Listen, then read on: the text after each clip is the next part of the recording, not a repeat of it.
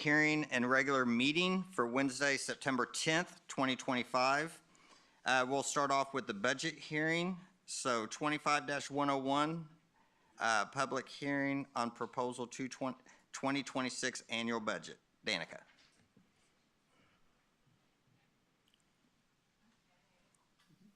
Good evening, everybody. So we're going to go over the budget hearing for 2026 tonight.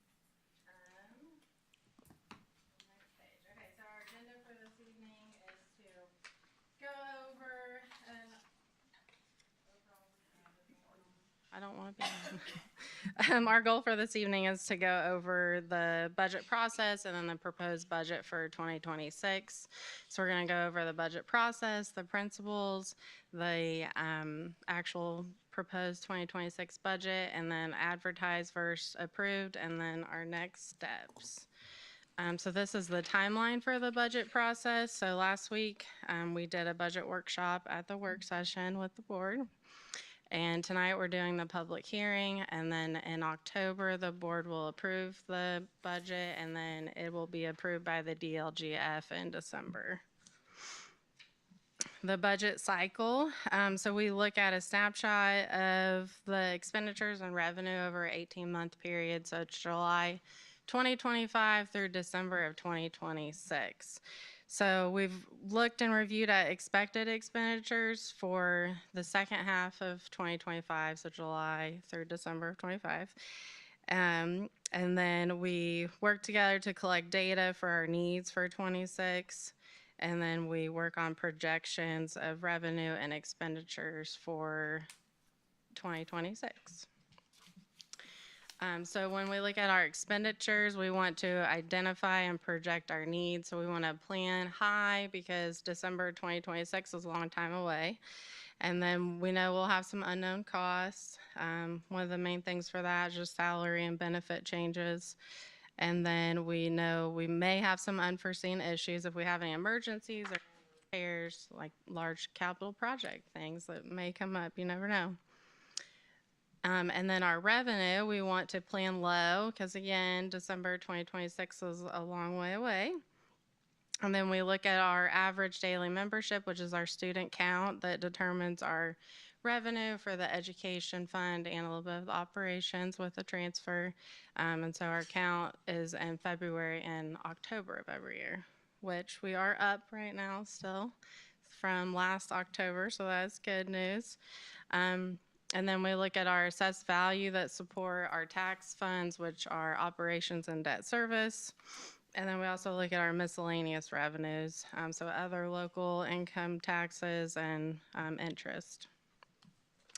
So now we're going to get into the proposed budget for 2026. So the appropriated funds that we budget are the education fund, the operations fund, and debt service. So this is our actual proposed budget for 2026 that we have advertised. So the total budget is $39,931,875. The advertised rate is $1.03.12. So the education fund budget is $23,800,000. The operations budget is $10,628,000, and then the debt service budget is $5,503,875. And so that has been posted on Gateway and on our website.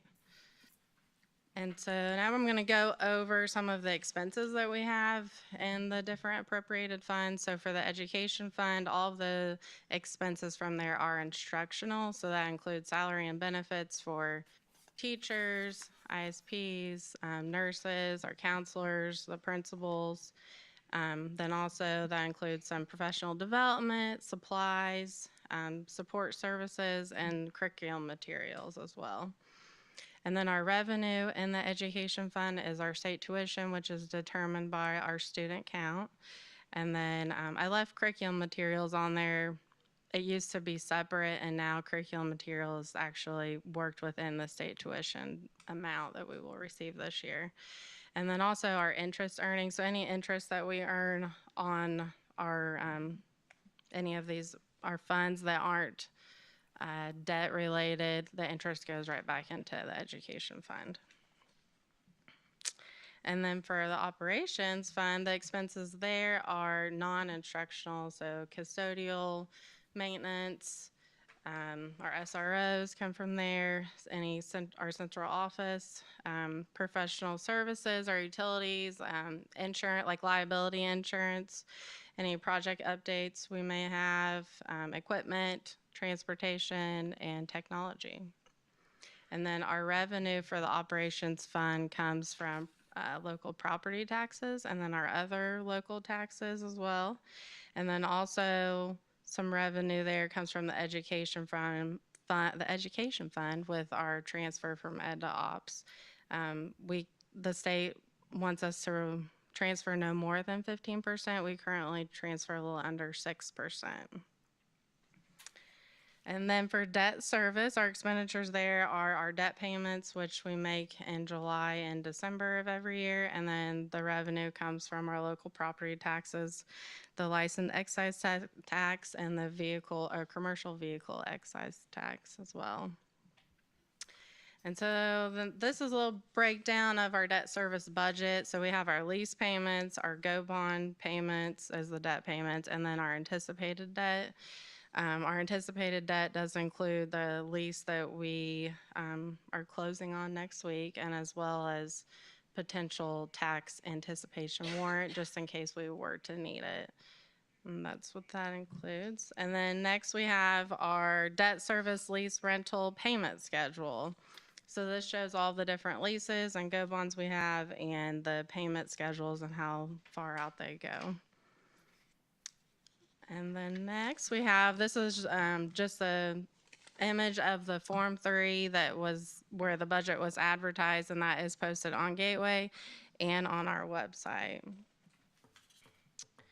And then also we have our 2026 advertised bus replacement plan.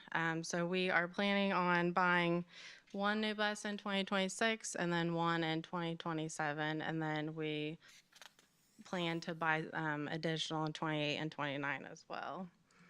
And then we do have one bus that we're replacing early, sooner than the 12 years because of mechanical issues, and those, I believe, is our propane bus, one of them.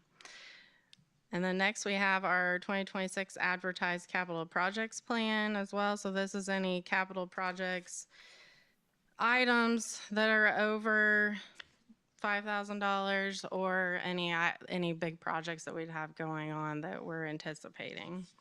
And so both the capital projects plan and the bus replacement plan are also posted on Gateway and on our website as well.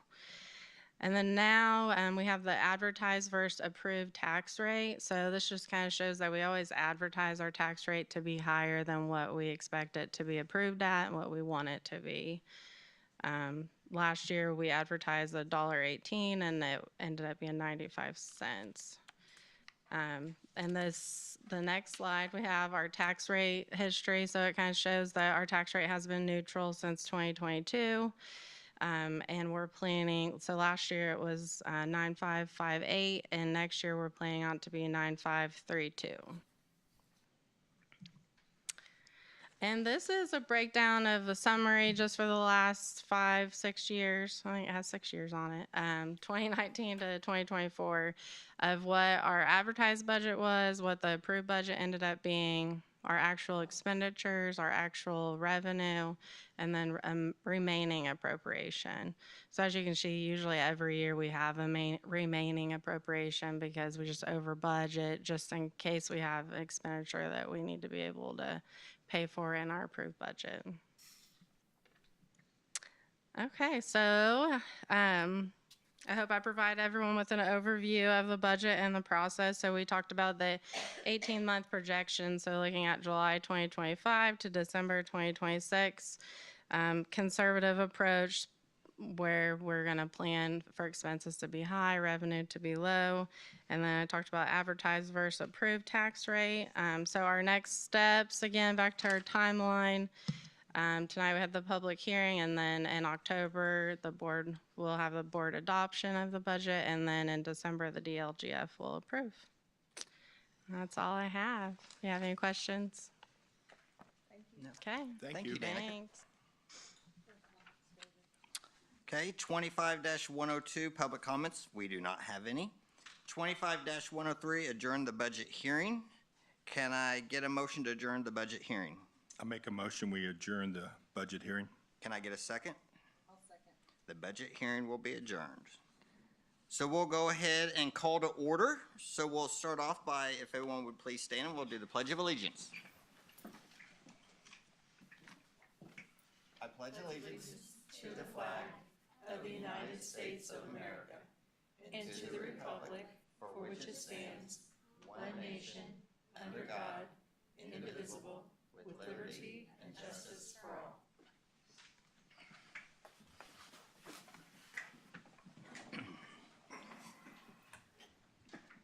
Okay, we're going to go ahead and start off with student recognition, the Madison Junior High School archery team members. So I'll ask Josiah to step up.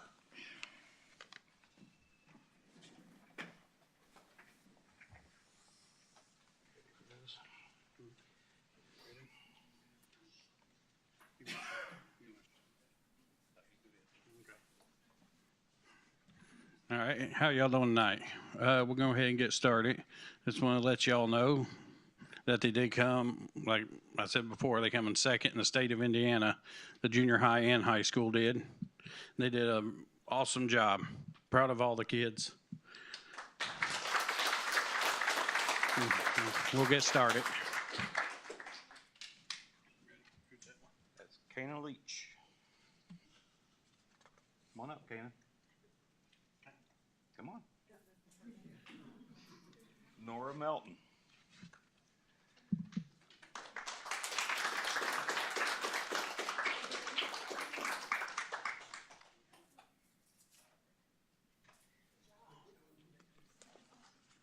Adam Moorfield.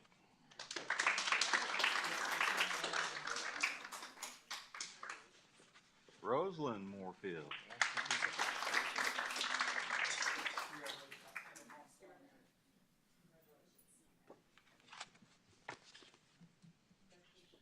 Connor Nichols.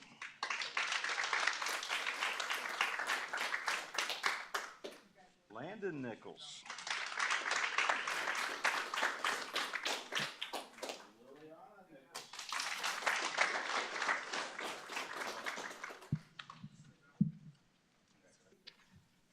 Carson Owen. Malia Rogers. Sylvia Rogers.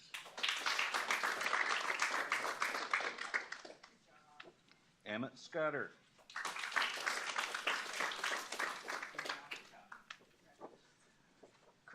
Krishana Vincent. Sabrina Vincent.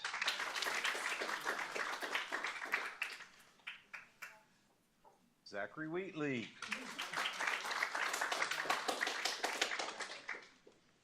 Haley Wilhelm.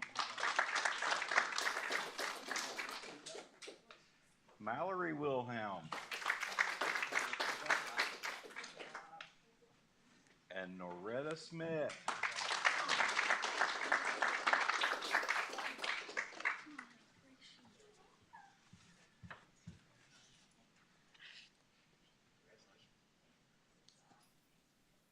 That's it. That's all of them that showed up, so. All right, everybody get up here and get pictures.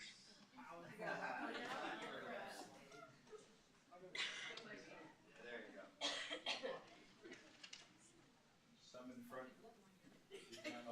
Couple rows. Shorter ones in the front.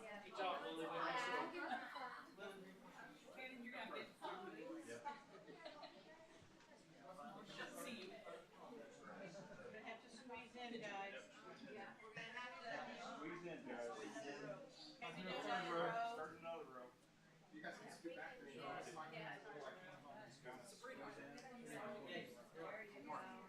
Nora.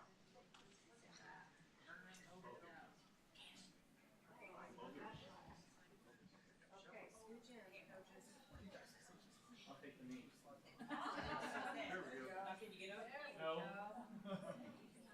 you all were incredible while you waited. You were so quiet. Yes, you were. Respectful. Thank you.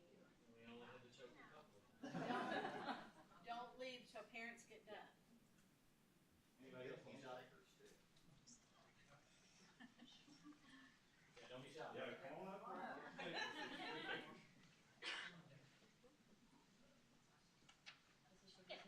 Only contact me either still. Yeah. Make sure at least your child is visible. Which one? Children. Sorry, I know what you mean. And parents, you don't have to stay once this is over.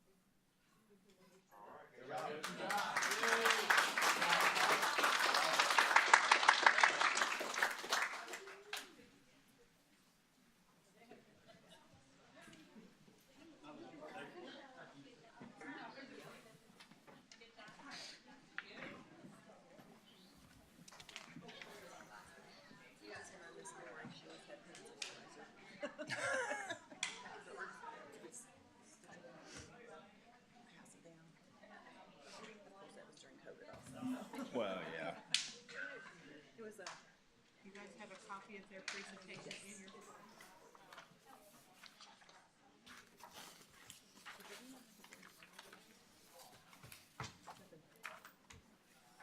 Hello, good evening. Thank you for having the instructional coaches here with you tonight. My name is Jessie Zarat, and I'm just one of the literacy coaches for Madison Consolidated, and I'm at Anderson Elementary School. And today I'm so honored to be standing with a bunch of the coaches that we've hired over the last 3 years at Madison Consolidated, so we can share all of the goodness that we're doing in our schools. So today, perfect. Awesome. Today we're going to go over our student-centered goals and how we align to the district arrows. So first, we are student-centered coaches. We prioritize student needs and growth every day in our positions. We're also achievement-focused. In our coaching positions, we're looking at data, we're setting goals, and we're measuring that progress with different assessments, and we're striving for excellence not only with the teachers, but with the students as well, and everyone valued. As coaches, we get to go into every classroom. Literacy coaches K3, our STEM coach K4, and our other coaches K12, behavior K4. And it's just an honor to be able to work with so many unique individuals and also all of the students. Becoming a literacy coach, it was weird to step out of a classroom and say, what impact will we have? But truly being able to go into every classroom and see all of the ways that we're meeting students' needs is really awesome. And just being able to respect and appreciate everybody in our buildings and see their work in front of us is really great. We also have student-centered initiatives. This is how we're supporting student success together. So throughout the last few years, Madison Consolidated has incorporated lots of things to build our knowledge and success as a team.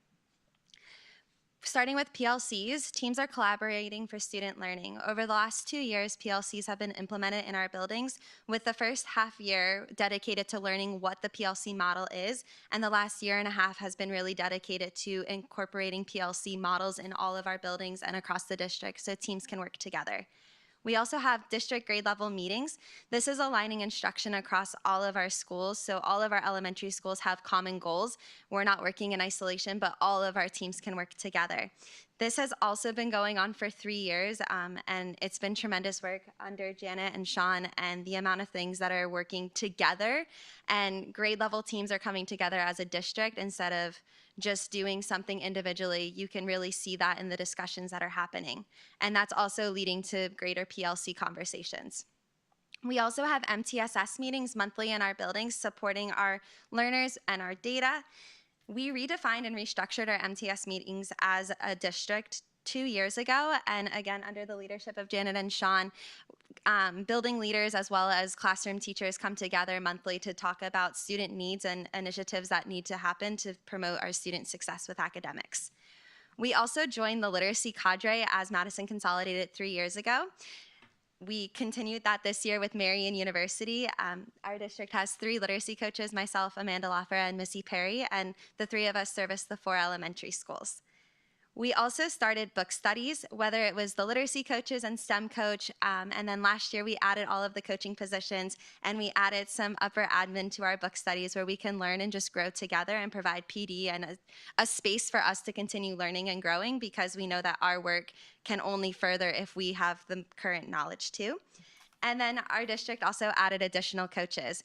The literacy coaches in STEM started 3 years ago, and 2 years ago last year, we added our TBRI coach, Michelle, and we added our behavior coach, Lydia, and our college and career coach, Megan Welty. And together, all of us have been able to collaborate and work together in a really meaningful and impactful way.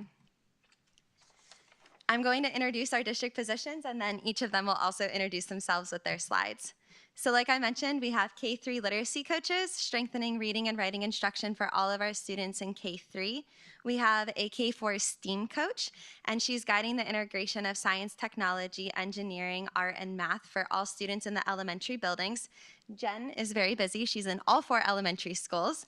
We also have a K-4 behavior coach, Lydia Reardon, who's promoting positive behavior in school-wide interventions and is doing a remarkable job working with classroom teachers, ISPs, and students in coaching settings, modeling, and just being a part of conversations with parents as well. We also have a K-12 college and career readiness coach, which is Megan Welty.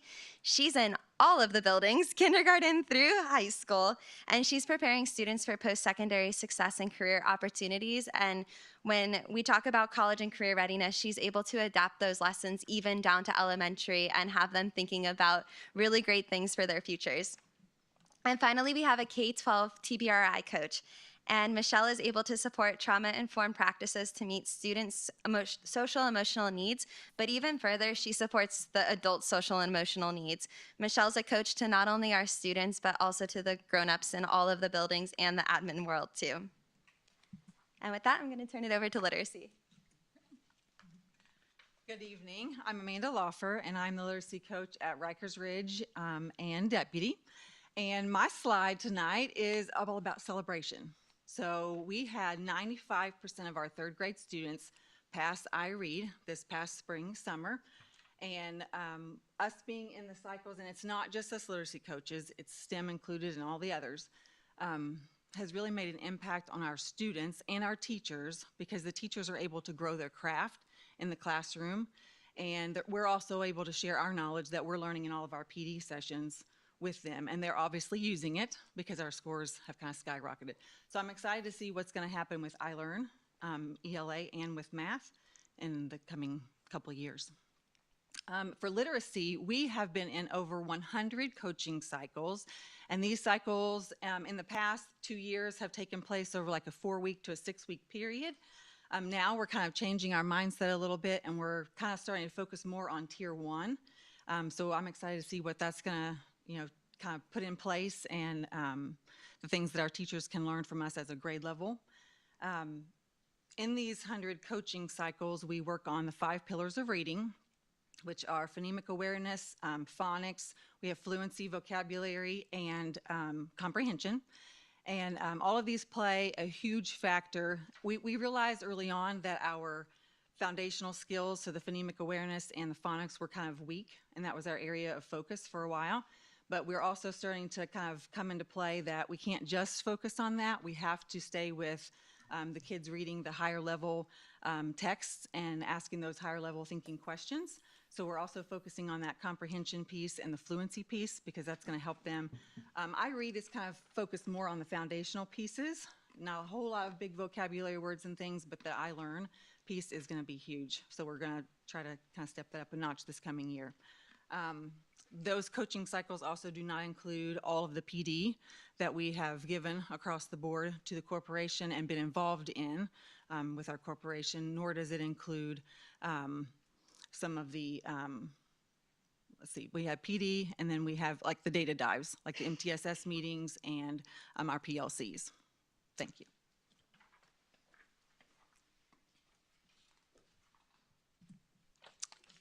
Good evening. I'm Misty Perry, and this is new to me. I'm new in this role after being in the classroom for 32 years, and I'm very excited about it.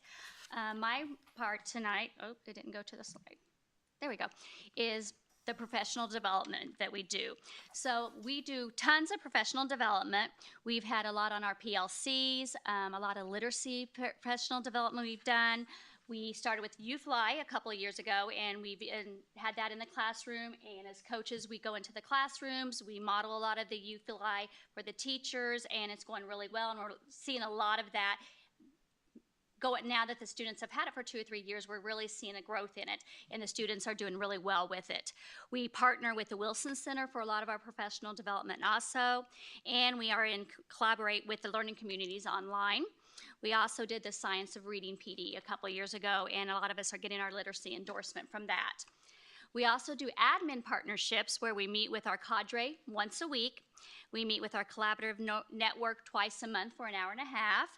We meet with our principals regularly, usually like once a week or once every other week. And we meet with our admin and we do our book studies once a month. And with teachers, we actively meet with our grade levels. We attend our MTSS meetings monthly to review the data. We co-plan with our teachers, we co-teach with our teachers, and we model lessons for our teachers. So just getting in those classrooms, meeting with the teachers is just really helping us all grow. And with our new cadre this year, it's looking into our Tier 1. So that's something new. So that's helping us to see those kids that aren't in intervention. There's still some of those kids that are on a bubble, and we don't want them to fall. So the new cadre is helping us to really look at those kids and how can we help those kids and not let them slip. So that's been real exciting for us with our new cadre to see what we can do with those kids that aren't in intervention but are right there on a bubble and could slip. So for us, that's going to be really exciting to see where this new cadre takes us in a different way. So lots of PD for us, and every year it's a new learning, and we are loving it. So thank you. Thank you.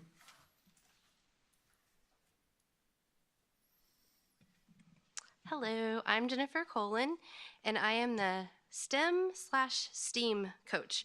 So I will flop up several times and refer to STEM or STEAM. We're kind of using it interchangeably, and it's just a habit. So this year we actually decided to add the arts into our initiative because we have such an amazing fine arts program. I would even go with pre-K all the way through high school, and we really want to be able to integrate that into curriculum purposefully. So now the new acronym is STEAM: Science, Technology, Engineering, Art, and Math. So I partner with K-4 teachers across the district. I'm at all 4 elementary buildings, and we work together to integrate STEAM concepts, create real-world opportunities and applications into curriculum across all different content areas. We do a lot of combination with like ELA and STEM collaborations. We've done a lot of math, science, so we're trying to integrate it throughout the day so students are being immersed with more real world content, like how am I going to apply this to real life? Like what does this mean to me? I have collaborated in over 200 STEAM cycles with teachers in 2024 to 2025, which is a lot, but a lot of them are multiple teachers in the same area. So, all right. Part of our STEAM initiative is to create community partnerships, and I have listed just a few. I know that is not a conclusive list, so I just wanted to share a few things. We have partnered with the Madison Community Garden Project, and we now have school gardens in all 4 elementary schools, which is amazing. Yeah, I think that's a clap. So they have helped us with funding. They've helped us with education. That's kind of where the 4-H Extension Office has come in.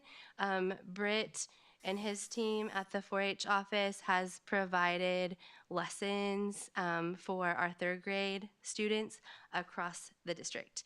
And so they are getting to plant, grow, harvest, and eat what they grow in these gardens. So lots of great learning happening there. We could not do it without without the community garden and the 4-H Extension Office partnership.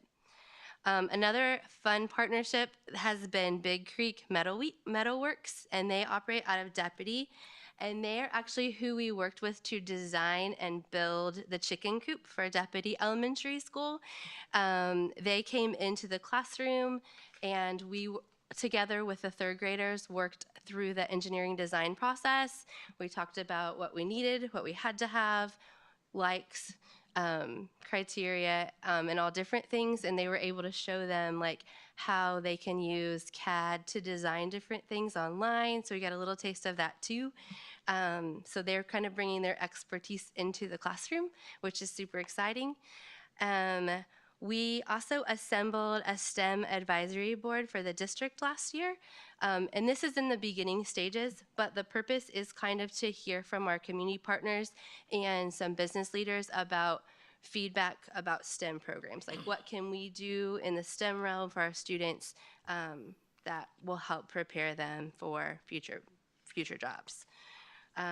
So projects that we've had, I've said school gardens, chicken coop. We did a lemonade stand. One of the third grade classes planned and built and created and marketed this lemonade stand to fundraise for their classroom books. And then we did a Shark Tank style presentation where second graders had to come up with a product. They had to create a pitch. They had to market, make a presentation, and then we had a few community, actually Shruti, thank you for that.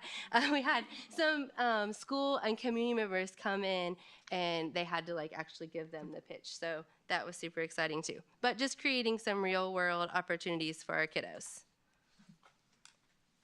All right, so Megan Welty is our college and career readiness coach. She operates kindergarten through 12th grade, so she has a lot of ground to cover. She was not able to be with us this evening, so she did do a recording. So I'm going to go ahead and play that for you. Good evening. My name is Megan Welty, and I am the college and career coach for the district. And I do apologize, I'm not there in person tonight. I am taking college classes to become a school counselor, and we have class tonight. But I do appreciate the opportunity to share an update on my role and the initiatives we're implementing across the district. So my job is to help our students at every level start building the skills, knowledge, and confidence they'll need for success beyond graduation. This doesn't just mean preparing our seniors for college applications, although that is part of it.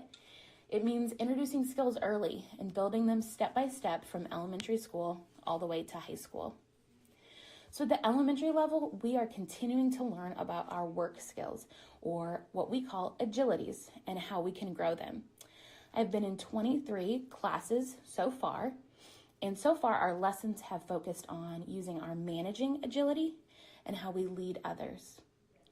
And then at the junior high level, we are continuing to use Zello as our comprehensive college and career readiness program. The junior high is a crucial time to learn more about what they want to do in high school and then beyond. So just helping students discover that is a big part of what we do for college and career readiness. And at the high school level, the need is clear. Our counselors actually sent out a needs assessment to students at the end of last year, and an overwhelming response was that they wanted more college and career readiness support. So in response, I'm pushing into classrooms more often so students know that there are resources here that they can access. Also sharing that information with teachers so that they know what is available to students as well. We are continuing to work with Zello as our comprehensive college and career programming, working with local partners to complete state requirements for career discovery meetings, continuing our partnership with IB Tech for opportunities for our students, pushing out scholarships to make college more financially accessible, and this year working with the UIndy CEL program to become endorsed as an early college high school. Much of that work has already been done by our amazing counselors and teachers, but we are just putting some final pieces together to hopefully become endorsed.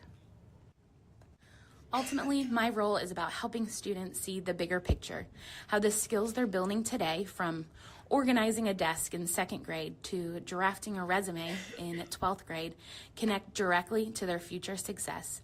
By embedding college and career readiness into every grade level, we're not just preparing students for the next step, we're preparing them for life.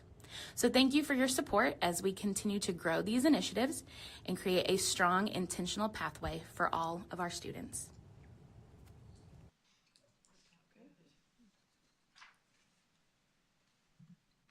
Good evening. My name is Michelle Stewart. I am the District K through 12 TBRI coach, and we have had an incredible first month of school. We're seeing increased interest in partnering with coaches across our district from pre-K through 12. Teachers are, for the first time, collaborating with multiple coaches, and we are rolling out a grade level initiative where each coach will be involved. Our amazing third grade teachers are doing a novel study where children will read the book. They will learn about empathy based on the characters. With the help of Mrs. Colin, they will be creating, using their engineering skills, and hatching duck eggs, learning about the duck life cycle. Mrs. Welty is going to bring in professionals from our community who will allow our kiddos to see what college will allow them to do in their career pathway if they're interested in animal science careers. And we've also seen great attention to our specials teachers, especially our music teachers who have been creating programming to help ease the transition from fourth grade to the middle school by using music as a regulatory skill. This year, in the first month, we have provided 35 nurture groups to classrooms. We have had 137 points of contact, helping teachers, students, and staff members. We've been working collaboratively with parents, consulting with them on their needs, and we have continued our therapy dog program with our standard poodle Clementine visiting K through 12 classrooms. We have been able to instruct staff and faculty with 57 hours of in-service training, including 3 two-day trainings, 2 half-day refreshers, 5 small group trainings, and we will continue that as the year continues. We've been very pleased with the buy-in. This year we have a Tier 1 focus, looking at the instruction our students are getting with fidelity across the curriculum and across the district so that each child is emotionally and socially ready to be successful in the classroom as well as in the world at large. Thank you. And that's where I come into play. I'm the behavior coach, Lydia Reardon. Last year was our pilot year for a program we called Restart at Anderson. This year we are hitting year 2. So there are, right now my focus is K4. I'm still at the elementary level, but I am providing consults for preschool and the junior high and high school as needed. But Michelle and I collaborate a lot with she's where the Tier 1 is occurring, and I'm really diving deeper with families when we get to the more intensive behaviors. So last year, the major celebration was we were able to have over 2,000 interactions with students, reducing those repeat behaviors that we saw and really increasing instructional time. This year, comparing the data from last year, we went from 138 data points in August to this year we've gone to 204 interactions in August alone. In September, we've only been 1 week, I didn't count this week, we've had 91 interventions already, which is a lot, but I will say overall, we've only had 7 level 4 behaviors, which is kind of like the crisis. I mean, we're talking really big behaviors. So for me, I think that's amazing because we're catching the challenging behaviors right there and we're starting straight with the family. So translation to that means students are in class, the teachers are teaching, and learning time's preserved, and we're really connecting with families and community and saying, okay, let's come together to solve this. It's a skill deficit and we'll work together. So Michelle is a great partner in that because we're able to come together with a family being very trauma informed and meeting the need that we see and meeting the family where they are. The next part is increased teacher collaboration. Last year was a little bit different. We were building a program. This year, consultations has spiked instantly. There's a built rapport between my team and the teachers. We're meeting them where they are. We're providing the service and what they see. We're consulting, we're co-regulating together, and we're working on training the students and all the staff. Right now, my focus is on our instructional personnel. My teachers, they have trainings, but our instructional support people that we bring in, they don't have as much training as everyone else. So there's been a big focus on coaching with them, working alongside together and showing them in real time, what does this really look like, which is really important. So we've seen a lot stronger communication and collaboration among that. And we're balancing the support. It's not just a focus on behavior level 1, 2, or 3. We're looking across the board at all of our data. So far in August alone, we have over 108 hours of instructional time that was preserved. Now that doesn't mean all of it was fixed. I mean, we had a lot of admin come over and see the struggles that we're dealing with, but 108 hours preserved of instructional time where we had behaviors that we have to handle, and we have to work together with our community partners, and I think that's really important. We've been utilizing our sensory spaces with Dr. Fish and Shelley Lovato as our OT, and really creating sensory diets for students and collecting the data to show this is a need, and we need to meet the kids where they are. And if we do, we can get them back in the classroom and get real instruction with our other coaches. So I think that's a positive. If any of you ever want to sit down with my data, I believe data or it didn't happen, and we have it, and we have countless hours, and every day we're looking at different ways to look at the data to drive what we're doing. We want to be aligned, we want to look at the need, and we want to see it. So overall, right now our data is showing a very positive trend for this school year.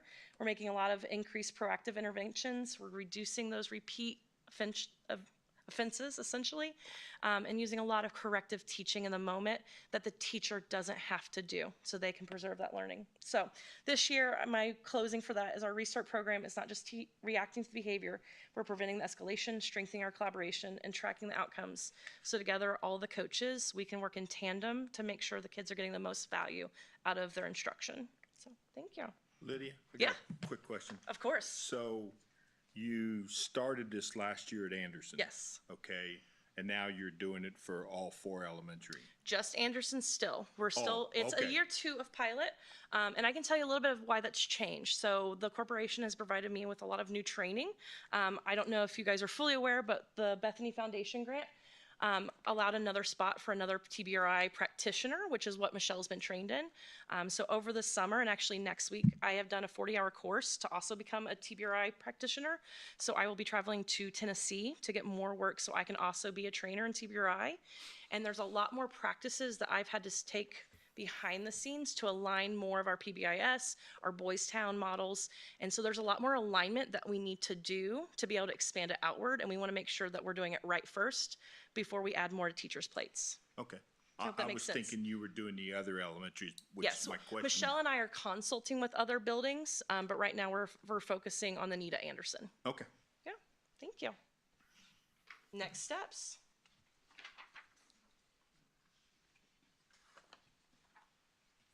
As the literacy coach team, we are on year 3, and I have a life motto of year 1 you live, year 2 you learn, and year 3 you grow. And we finally made it to that year 3.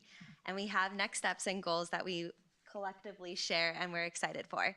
So our first is coaching cycles. This year, partnering with Marian University, we have a goal set that we will be in 100% of K-3 classrooms in coaching cycles in different capacities, whether that's co-teaching with a mini cycle of 1 to 2 weeks, a longer coaching cycle of 4 to 6 weeks. We just want to be an asset to all K-3 teachers and all of our students. We've already hit the ground running this year, and we've been in so many classrooms, and we've been with so many teachers, and that collaboration is just enhancing. And I think part of that is because we're part of these grade level district meetings and our PLCs where we're really diving in with grade level specific teams that we can be there, ask questions, answer questions, be a thought partner, and really dive into data and start coaching cycles a lot sooner. Our second goal is for iRead. We want to continue to meet that 95% or higher pass rate in 3rd grade. Our 3rd grade teams are very motivated and excited to see the data from last year and grow from that, and also just ensure that our kids can and will do that again this year. Moving forward, though, we noticed that iLearn doesn't necessarily have a goal in our district, so we want to be mindful that iRead is iRead, but iLearn is also very important in 3rd and 4th grade, so we need to create goals and plans for our iLearn 3 and 4 with both reading and math. We also have an MTSS goal of creating a better system to track student growth and achievement year after year.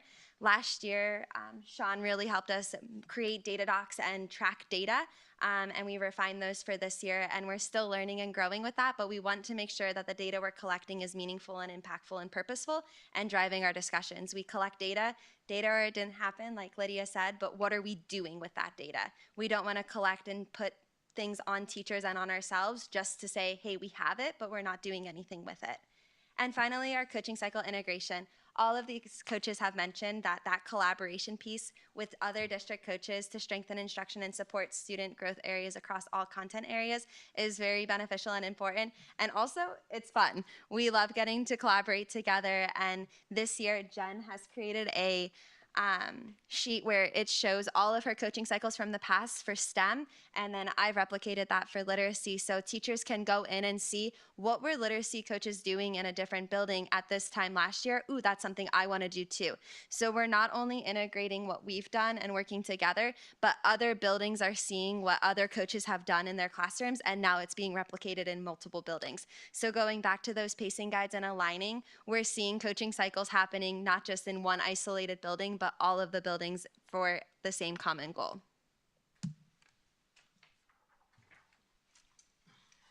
All right, goals this year for the STEAM world is working together with the grade level teams to integrate, and the other coaches, to integrate meaningful STEAM activities and curriculum into the classroom.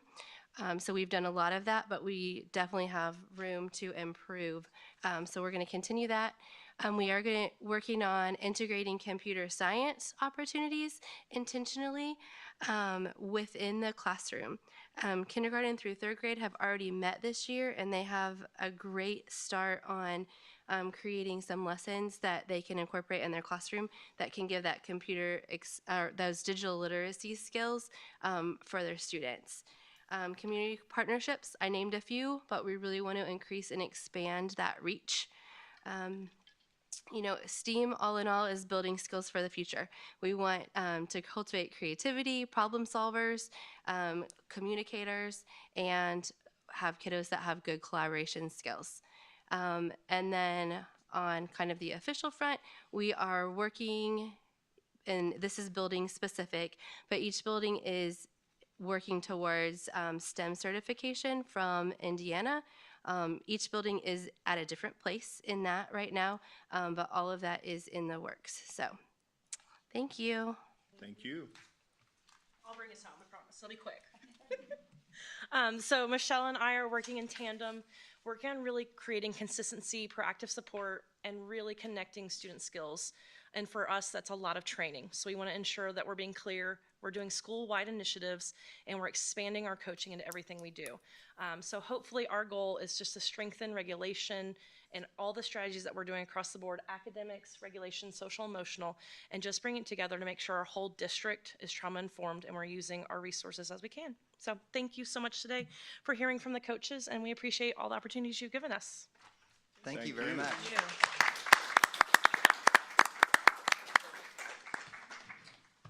Coaches, outstanding job. Yes. Thank you.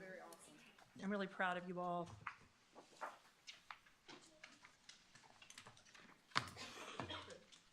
Now I have to follow that. That's going to be hard to do and stuff, so great job. So we'll move on to the consent agenda. 25-104, approval of agenda, September 10th, 2025, budget hearing and regular meeting.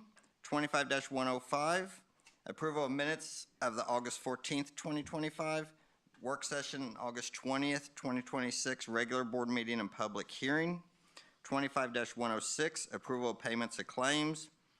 25-107, approval of financial report. 25-108, approval of construction payment. It's one Schmidt Associates, $172,311.98. 25-109, approval of personnel report. 25-109.1, addenda of personnel report. 25-110, approval of donations and grants for the district. First one, Bronner Farms donated watermelon to all schools in the amount of $125. Number 2, Liberty Christian Church donated $500 to the food service department to be used to help pay owed meal balances. Number 3, MCS received a grant up to $4 million from the Bethany Legacy Foundation for the Madison Consolidated High School Corporation Early Learning Center for the indoor playground, community sensory room, and outdoor playscape. Deputy Elementary School, 1. Coffee Creek Church donated $250 to be used for student needs. Rikers Ridge Elementary School, Dr. Paul and Sherry Cronin donated $1,500 to be used in the principal fund for students and staff rewards decided by the principal. Madison Junior High School, they have 6. The first one is Brighter Way Electric. Fred Kimmel donated $250 to the girls soccer team. Second one, Off Broadway Tap Room. Miss Libby's on Main donated $150 to the girls soccer team. Third one, Mason and Mefford donated $50 to the girls soccer team. Fourth one, Butler Dental PC donated $250 to the girls soccer team. Fifth one, L&M Machine donated $250 to the girls soccer team. Number 6, Arvin Sengo donated $250 to the girls soccer team. Madison Consolidated High School, first one, Dr. Robert Canada donated $700 to the volleyball team to be used to purchase equipment, shirts, and team bonding activities. Second one, Joe and Kate Jenner donated $400 to the girls soccer team. Third one, Dr. Ben and Rebecca Canada donated $500 to the girls volleyball team to be used for equipment, shirts, and team bonding activities. Thank you for all those donations. 25-111, approval field trip request. 25-111.1, addenda of field trip request.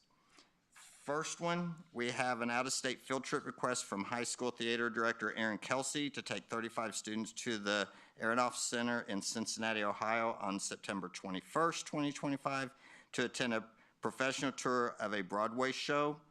Second one, we have an out-of-state field trip request from Deputy Elementary School teacher Megan McVeigh and Carissa Wrighthouse to take 45 students to the Louisville Zoo on April 30th, 2026. Third one, we have an overnight field trip request from high school cross-country coach Chris Sandlin to take 9 cross-country athletes to Upland, Indiana on August 29th through 30th, 2025 to compete in a cross-country meet. Fourth one, we have an out-of-state field trip request from Rikers Ridge first grade teacher Angie Kelly and Lori Hatton to take 30 first graders to the Louisville Zoo on April 23rd of 2026. Fifth one, we have an out-of-state field trip request from Haley Story, grade 3 teacher at Anderson Elementary School to take 115 third graders to the Kentucky Science Center on November 7th, 2025. The students will explore the exhibits and experience an IMAX movie. Number 6, we have an overnight field trip request from high school cross-country coach Chris Sandlin to take 9 cross-country athletes to Terre Haute, Bloomington, Indiana on October 4th through 5th of 2025 to participate in a Nike Twilight Meet. Number 7, we have an out-of-state field trip request from Eric Fegan, junior high art teacher, to take 24 8th graders to Cincinnati, Ohio on November 18th, 2025 to visit an art museum. Number 8, we have a request from high school girls cross-country coach Brett Cahall to take 12 cross-country athletes to Terre Haute, Bloomington, Indiana on October 4th through 5th, 2025 to participate in a Nike Twilight Meet. Dr. Brown. Yeah, I recommend that the board approve with 1 motion and 1 vote the consent agenda items 25-104 through and including 25-111.1 as presented. Can I get a motion? Make a motion, we approve 25-104 through 25-111.1. Can I get a second? I'll second. Any discussion? Okay. Signify by saying aye. Aye. Aye. Any opposed? Passed. Public comments? None. So we'll move on to the action items. 25-112, approval of uniform conflict of interest disclosure statements for the 2025-2026 school year. Dr. Brown. Yeah, I recommend the board approve the uniform conflict of interest disclosure statements for the 2025-26 school year that were included in your packet. Can I get a motion? I'll make a motion to approve 25-1112. Can I get a second? I'll second. Any discussion? Signify by saying aye. Aye. Any opposed? Passed. 25-113, second reading and approval of revised MCS policies. So I will go through the policies by number. So policy number 2221, policy number 2410, policy number 2414, policy number 2416, policy number 2461, policy number 2623, policy number 3220.02, policy number 5111, policy number 5200, policy number 5223, policy number 5517, policy number 5517.01, policy number 5600, policy number 5605, policy number 5610, policy number 5611, policy number 5771. Dr. Brown. Yeah, I recommend the board approve the revised MCS policies as presented. Can I get a motion? Make a motion, we approve 25-113. Can I get a second? I'll second. Any discussion? Yeah, I'm just curious, this is the first time that I've seen these policies read where it was just a policy number and we didn't give any description. Is that something new? We read them at the last board meeting. We read all of them at the last board meeting. So for the second reading, we typically just adopt them as they've been presented. Oh, okay. Good discussion? Signify by saying aye. Aye. Any opposed? No. Passed. Okay. 25-114. Approval of transportation joint program fund agreement for transportation to Indiana School for the Blind and the Indiana School for the Deaf for 2025-2026 school year. Dr. Brown. Yeah, I recommend the board approve the Transportation Joint Program Fund Agreement for transportation to the Indiana School for the Blind and the Indiana School for the Deaf for 25-26 school year with Southwestern Jefferson County Consolidated School Corporation. Can I get a motion? I'll make a motion that we approve 25-114. Can I get a second? I'll second. Any discussion? Signify by saying aye. Aye. Any opposed? Passed. 25-115, approval of Central Indiana Education Service Center grant. Dr. Brown. Yeah, I recommend the board approve the Central Indiana Education Service Center grant. The CISC has awarded one of 6 grants to MCS to help our district with AI integration. This grant will include on-site professional development, give assistance to our AI leadership team, assist with hosting an AI community event, and give access to AI tools, lessons, and strategies. And we are one of 6 in the state to receive that. Good. Can I get a motion? Make a motion to approve 25-115. Can I get a second? I'll second. Any discussion? Okay. Signify by saying aye. Aye. Any opposed? Passed. 25-116, approval of MOU with Big Brothers Big Sisters of South Central Indiana. Dr. Brown. Yeah, I recommend the board approve the MOU with Big Brothers and Big Sisters of South Central Indiana between Madison Consolidated High School, Madison Junior High School, and Big Brothers and Big Sisters of Southeast Indiana. The purpose of this agreement is to create and confirm an effective working relationship between Big Brothers Big Sisters of Southeast Indiana, MCHS, and MJHS. The Big Brothers and Big Sisters will provide a professional program manager to implement their evidence-based, site-based mentoring program, which has been shown to affect positive changes in school attendance, attitude, self-confidence, and avoidance of risky behaviors. So asking for approval of that MOU. Can I get a motion? Make a motion, we approve 25-116. Can I get a second? I'll second. Any discussion? Okay. Signify by saying aye. Aye. Any opposed? Passed.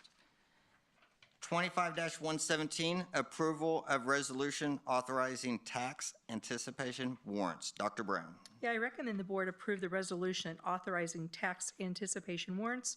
This would allow us to borrow funding to pay for expenses from the debt service if expenses must be met prior to the receipt of the final settlement of taxes for the year 2026. This is merely a precaution, and really it's in response to the impact of the potential with Senate Bill 1.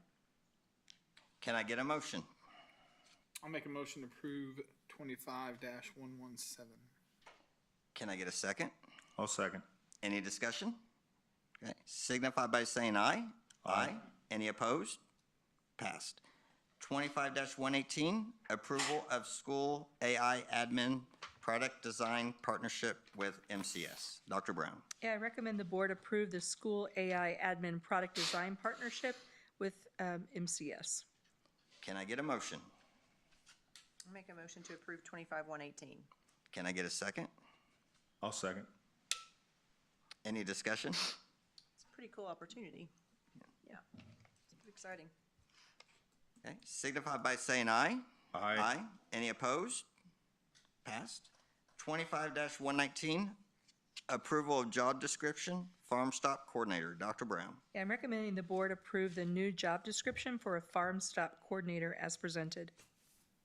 Can I get a motion? I make a motion, we approve 25-119. Can I get a second? I'll second. Any discussion? Okay, signifies by saying aye. Aye. Aye. Any opposed?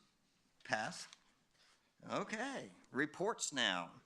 So we're going to go ahead and start off with student representative, and I'm going to turn it over to her to introduce herself. Hello, I am Savannah Hall. I am the 2025-2026 student representative, and I am a senior attending Madison Consolidated High School. And over this year, I hope to highlight student accomplishments and great achievements around the MCS districts. Thank you. Welcome aboard.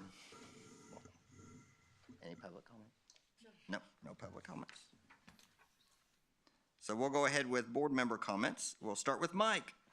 Thank you, Mr. Story.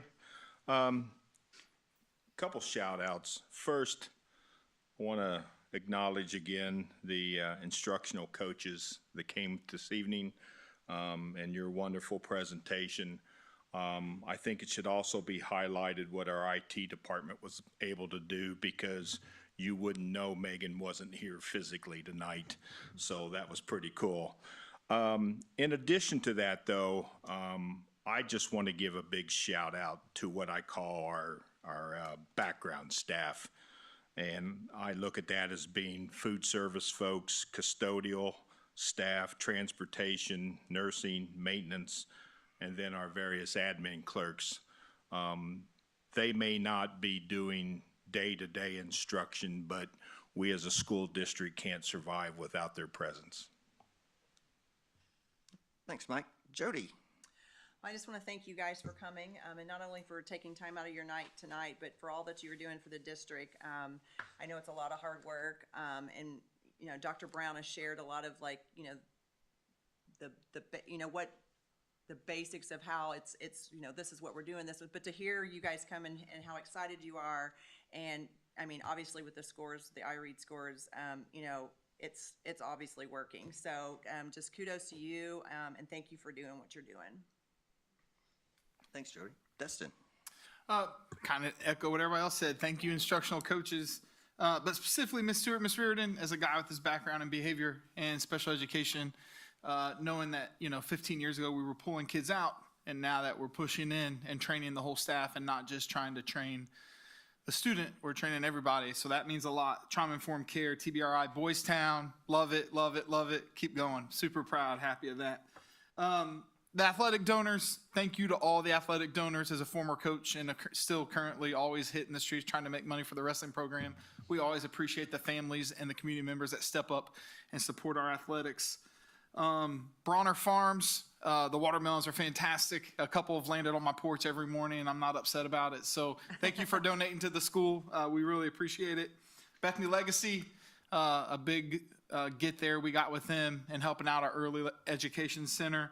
We really appreciate that. And then a personal thing, as a boys club CEO, I was in a pinch and I reached out to Ashley Schutte and Adam Dennis, and they came through clutch today. Mr. Cub showed up at the Boys and Girls Club, and some members of the girls basketball team showed up and participated in Literacy Day and read a book and took pictures, and we gave out toys. The Indiana Pacers donated 250 toys to our local Boys and Girls Club, and it was just a fantastic, very hectically thrown together thing. But once it all kind of came together, it was like 30 minutes of pure magic. So thank you, Ashley. Thank you, Mr. Dennis.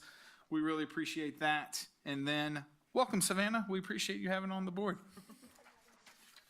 What Dustin just said is it takes a team, it takes a community, and that's just proof of it. So welcome aboard, Savannah and stuff. So thank you, Danica, for your presentation and district coaches, and want to congratulate all the archers and then the donations. You know, it takes a little bit of time to read through that, but I think it's worth it, you know, because we need to do a shout out to all those donations that the school system gives. So we do appreciate all that. And then anyone that knows me, I love to hear all the elementary schools with the gardening. You know, that's a big part of my life, you know, my kids' lives when they were going through school. So love to see that. Anyone that knows anything about a chicken coop knows that chickens are very expensive right now and stuff. So hopefully those are protected really good and stuff out there in deputies. So keep up the good work. Love hearing about all the gardening and the chicken stuff that's going on out there. So there will be a work session on Thursday, September 25th of 2025 at 4:30 p.m. The next regular board meeting will be Wednesday, October 1st, 2025 at 6 p.m. Dr. Brown. Right. So first of all, I would like to echo a big thank you to Bethany Legacy Foundation for giving us $3 million and a $1 million match. We do currently need $390,000 still to make our $1 million match. So this is my plea to anyone listening, watching, or having friends that they can send this to, that we would greatly appreciate your support for our Early Learning Center for Jefferson County. It's not just the school district, it's for all of our kids in this county. And to have that impact and work together is really important at this point. Also, the other donors that were on the list today, it's just incredible the support we get in this community. It's just incredible. Yeah. Also, welcome Savannah. She already endeared herself to Miss Pamela from wearing her Bengal shirt when they met. So there we go. Seriously? She did. I'm sorry, Mike. It is true. I witnessed it. And then also, this is sort of kind of a well-kept secret, but we're going to go ahead and put this out there.